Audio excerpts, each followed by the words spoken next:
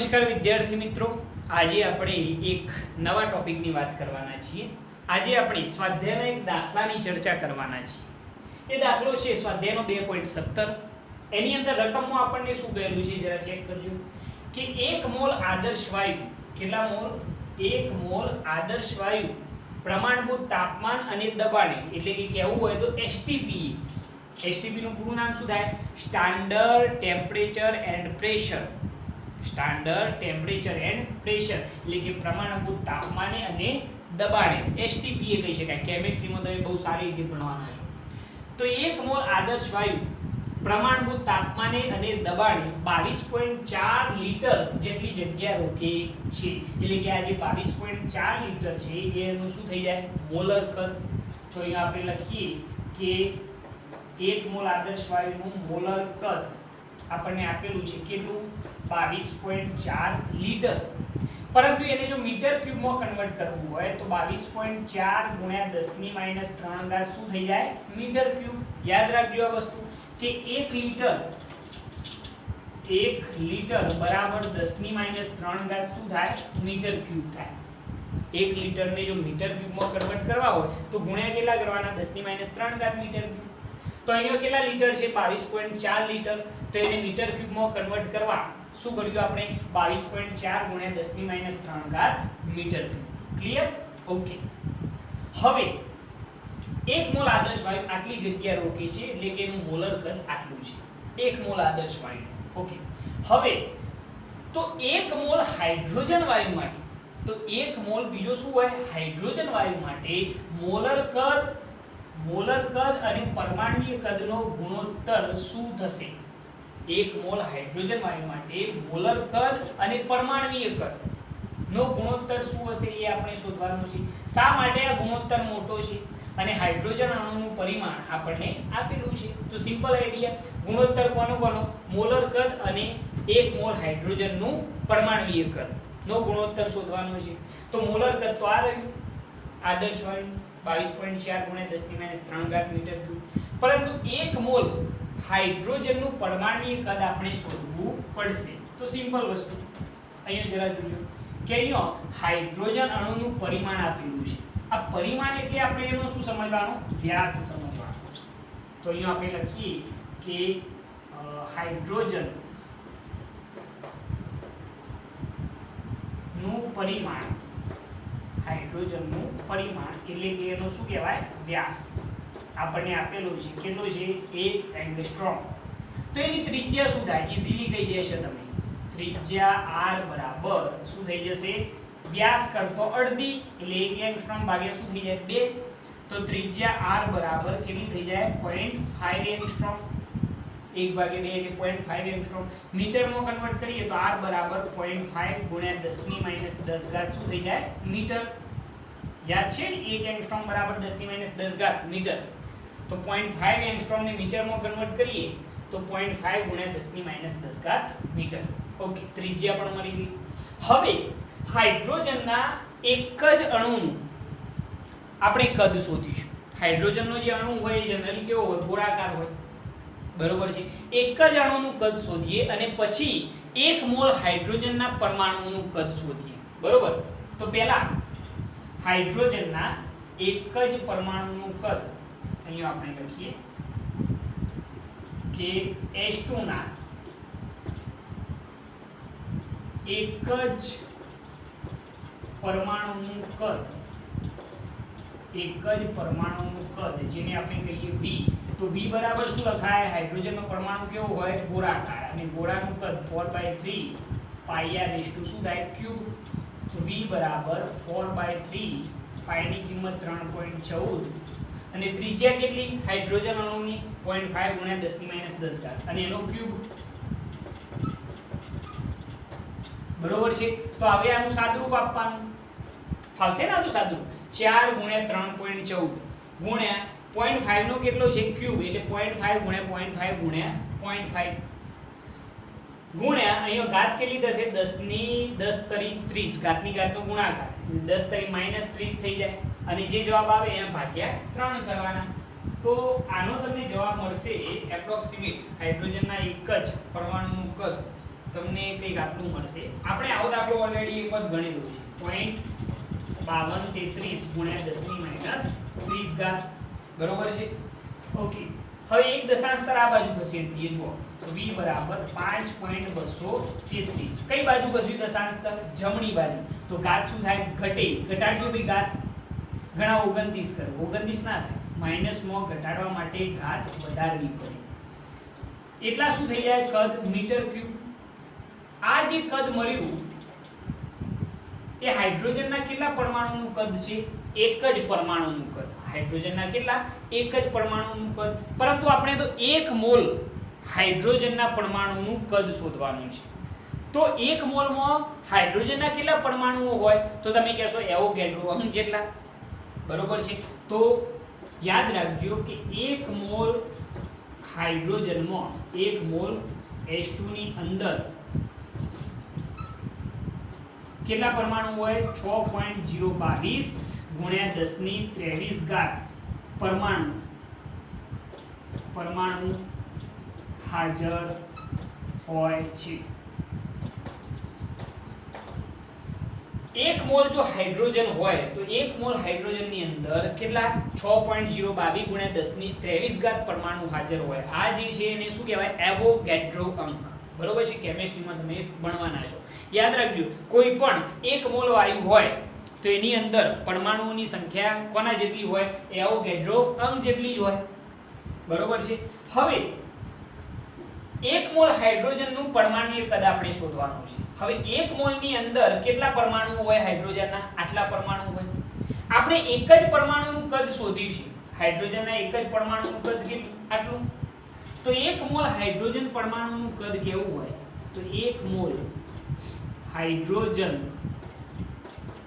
એટલે કે H2 નું પરમાણુય કદ જો આપણે શોધવું હોય તો B' બરાબર, ચલો એક જ અણુનું કદ કેટલું સાહેબ? આટલું 5.233 ગુણ્યા 10 ની માઈનસ 31 ઘાત. અને 1 મોલ હાઇડ્રોજનની અંદર પરમાણુઓ કેટલા હોય? આવા 6.022 ગુણ્યા 10 ની 23 ઘાત પરમાણુઓ હોય. તો 1 મોલ હાઇડ્રોજન પરમાણુનું કદ 1 મોલ હાઇડ્રોજન પરમાણુનું કદ આપણને મળી જશે. આનો ગુણાકાર કરજો કેલ્ક્યુલેટરની અંદર તો તમને જવાબ કંઈક મળશે 31.5131 ગુણ્યા 10 ની માઈનસ 8 ઘાત. કેટલા શું આવશે? મીટર.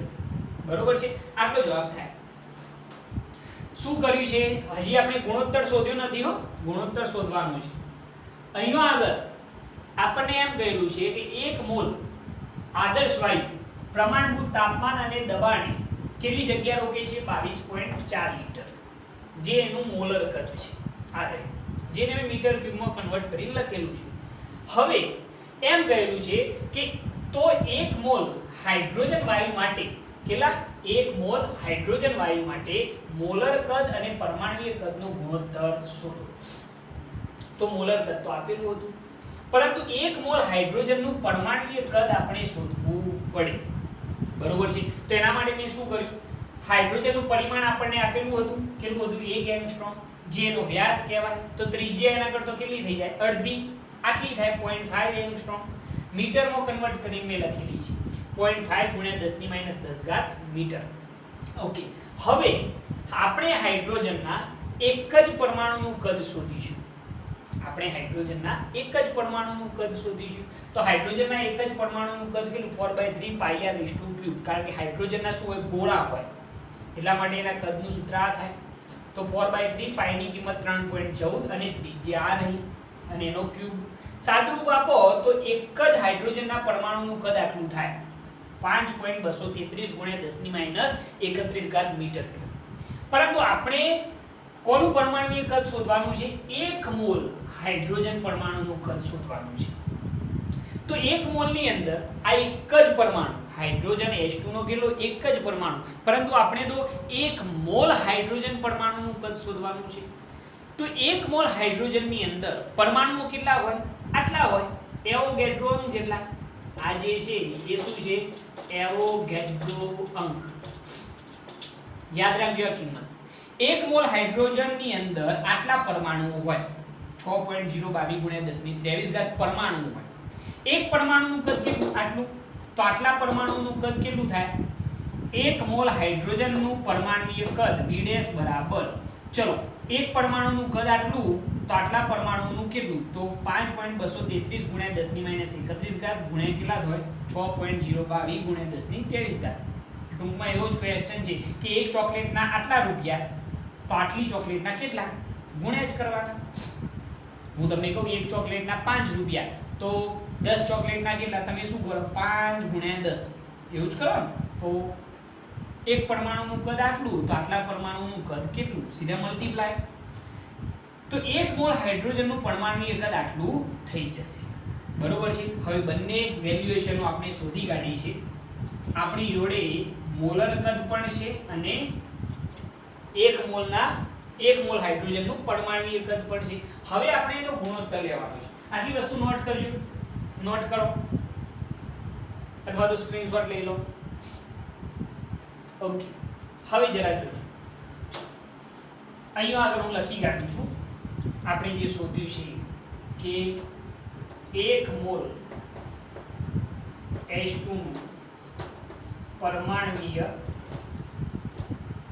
કદ, જેને આપણે V' કહેલો છે, તે કેટલું આવ્યું? 31.5131 ગુણ્યા 10 - 8 મીટર. બરોબર છે. હવે બંનેનો ગુણોત્તર આપણે લેવાનો છે. હવે જરા જોજો. ઓકે, જે આપણો ક્વેશ્ચન હતો, તો અહીંયા આગળ આપણે એનો ગુણોત્તર લઈએ તો ગુણોત્તર શું થાય છે જરા જોજો. ઓકે, તો ગુણોત્તર બરાબર કોનો ગુણોત્તર લેવાનો છે? તો મોલર કદ અપન શું આવશે? 1 મોલ હાઇડ્રોજનનું પરમાણુય કદ.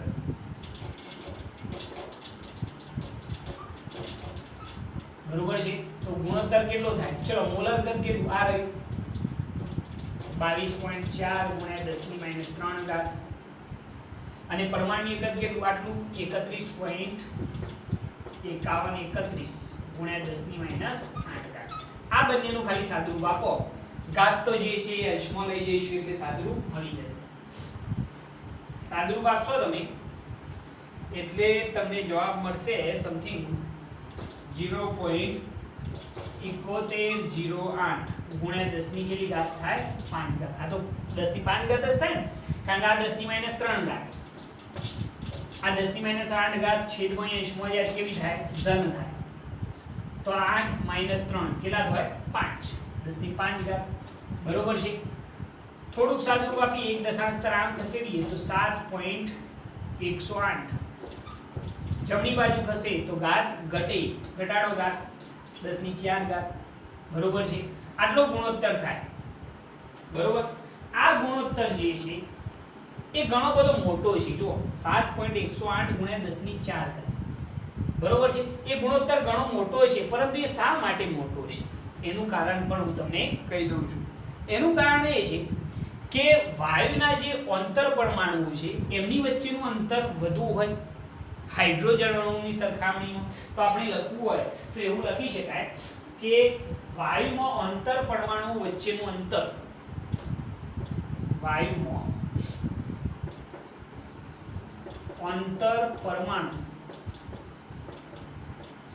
અંતર પરમાણુઓ વચ્ચેનું અંતર એ હાઇડ્રોજન પરમાણુઓના અંતરની સરખામણીમાં વધુ હોય છે. અંતરની સરખામણીમાં વધુ હોય છે. તેથી આ ગુણોત્તર મોટો મળે છે. આ ગુણોત્તર કેવો મળે છે? મોટો. કારણ કે આ જે 1 મોલ આદર્શ વાયુ હતો એ વાયુના અણુઓ જે હશે એમની વચ્ચેનું જે અંતર છે એ અત્યંત કેવું હોય છે? મોટું હોય છે. બરોબર. આ વાયુ માટેની વાત છે. આ અંતર કોના માટે? વાયુ. આ જે ડિસ્ટન્સ છે એને આપણે નામ આપીએ d1 વાયુ માટે. પરંતુ હાઇડ્રોજનના જે અણુઓ હોય એમની વચ્ચેનું જે ડિસ્ટન્સ છે આ d, આ d2 એ પ્રમાણમાં કેવું હોય નાનું હોય એટલે કે d1 જે છે ગ્રેટર ધેન શું હોય d2 વાયુનો અંતર પરમાણુ વચ્ચેનું અંતર એ હાઇડ્રોજન પરમાણુઓના અંતરની સરખામણીમાં કેવું હોય વધુ હોય જેના લીધે આ ગુણોત્તર કેવો મળશે મોટો મળશે બરોબર છે ઓકે તો આ રીતે તમે આ ક્વેશ્ચન સોલ્વ કરી શકો છો બરોબર ઈઝી ક્વેશ્ચન છે સરળતાથી તમે આનો જવાબ આપી શકો છો બરોબર ઓકે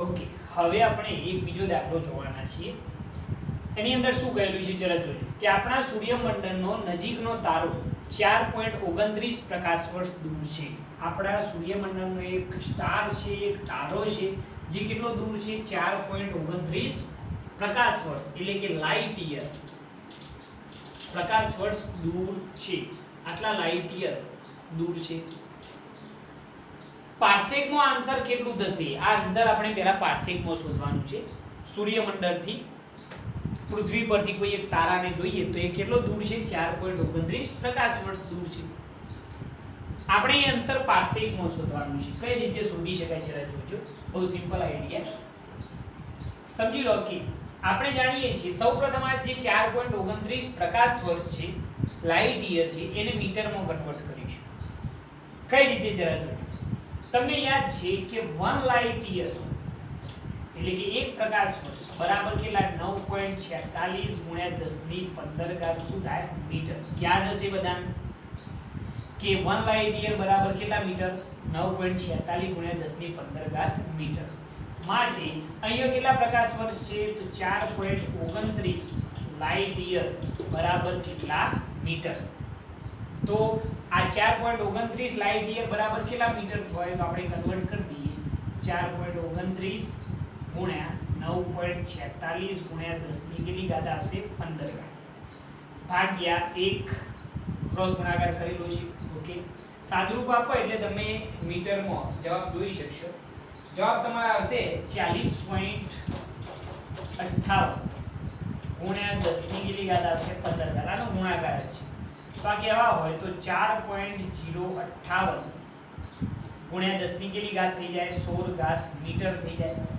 આટલા પ્રકાશ વર્ષ બરાબર આટલા મીટર થશે કેટલા મીટર થાય 4.29 પ્રકાશ વર્ષ બરાબર 4.058 ગુણ્યા 10 ની 16 ઘાત મીટર ઓકે હવે આપણે કન્વર્ટ કરવાના છે એને પાર્સેકમાં હવે પાર્સેકમાં કન્વર્ટ કરવા માટે શું વિચારીશું યાદ કરો એક પાર્સેક બરાબર કેટલા મીટર હતા 3.08 ગુણ્યા 10 ની 16 ઘાત મીટર બરાબર કેટલા પાર્સેક થાય એક પાર્સેક યાદ છે 3.08 ગુણ્યા 10 ની 16 ઘાત મીટર બરાબર એક પાર્સેક માટે અહીંયા કેટલા મીટર છે 4.058 ગુણ્યા 10 ની 16 ઘાત મીટર બરાબર કેટલા પાર્સેક બરોબર ને આટલા મીટર બરાબર કેટલા એક પાર્સેક જાણીએ છીએ તો આટલા મીટર બરાબર કેટલા પાર્સેક તો પાર્સેકમાં અંતર કેટલું થાય 4.058 ગુણ્યા 10 ની 16 ઘાત ગુણ્યા 1 ભાગ્યા છેદમાં શું આવશે 3.08 ગુણ્યા 10 ની 16 ઘાત આ તો ગયા આનો ભાગાકાર કરશો એટલે તમારે જે જવાબ છે પાર્સેકમાં આવી જશે કેટલો આવે છે તમે જોશો 1.3175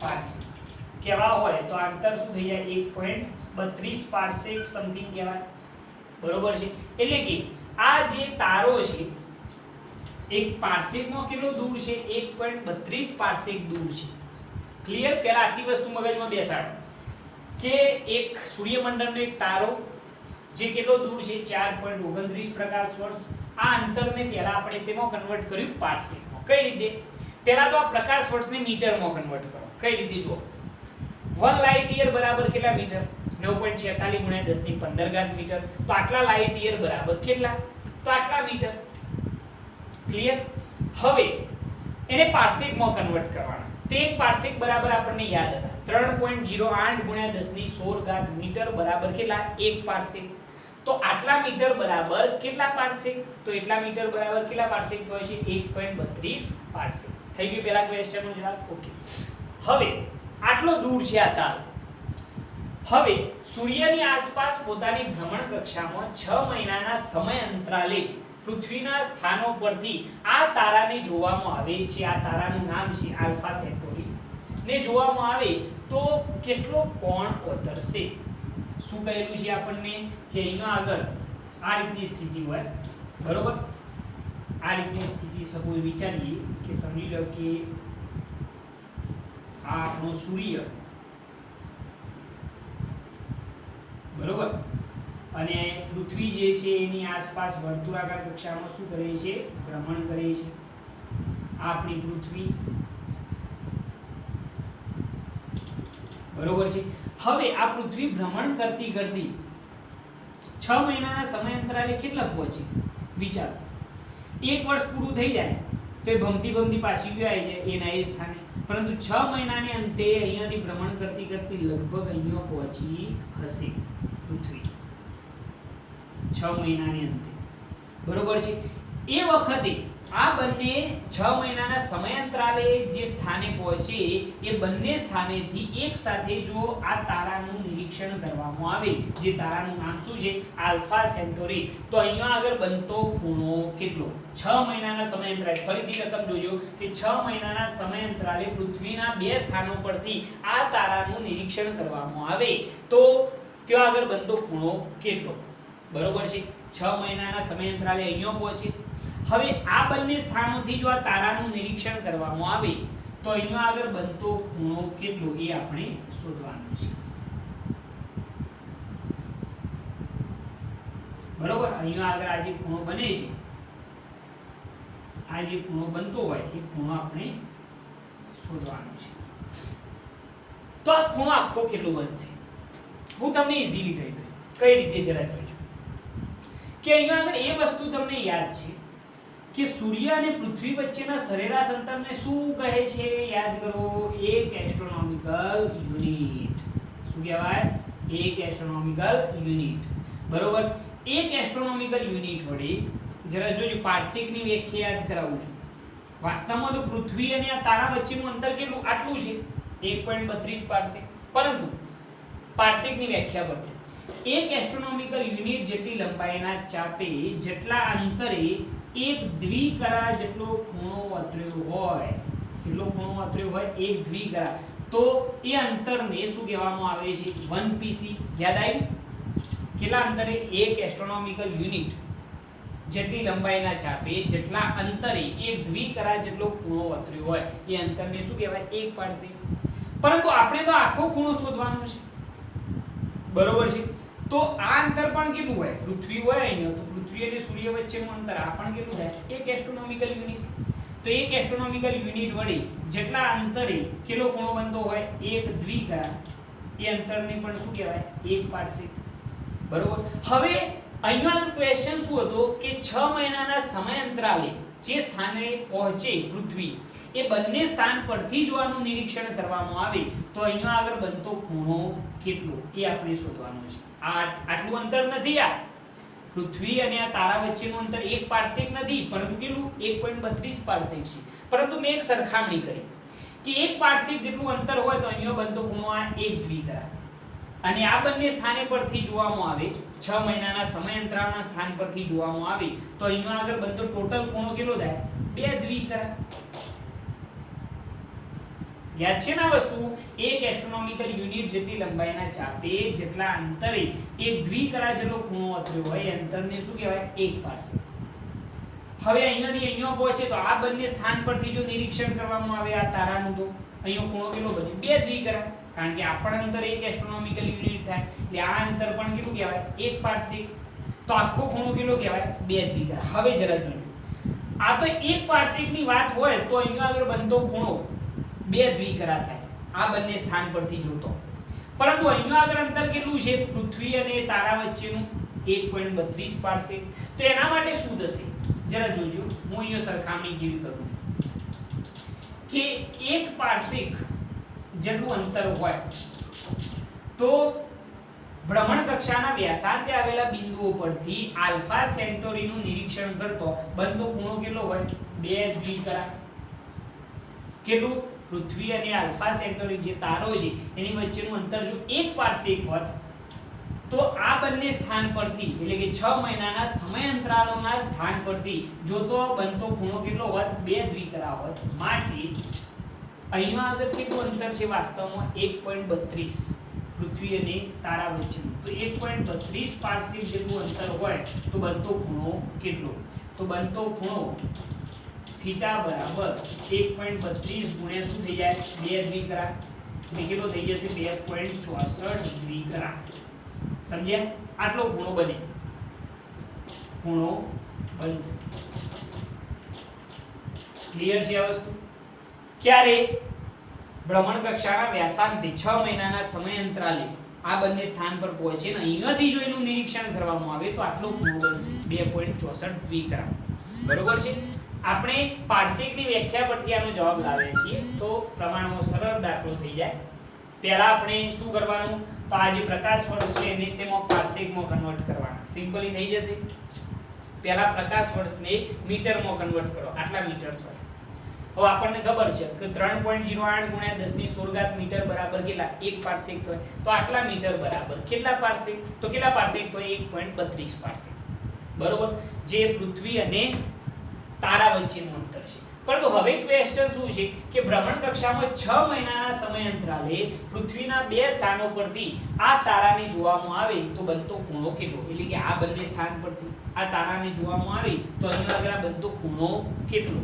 સીધે સીધો તો કહી ના શકાય એના માટે મેં પારસેકની વ્યાખ્યાનો યુઝ કર્યો કે આ અંતર તો કેટલું કહેવાય 1 એસ્ટ્રોનોમિકલ યુનિટ સૂર્ય અને પૃથ્વી વચ્ચેનું અંતર 1 એસ્ટ્રોનોમિકલ યુનિટ હોય તો 1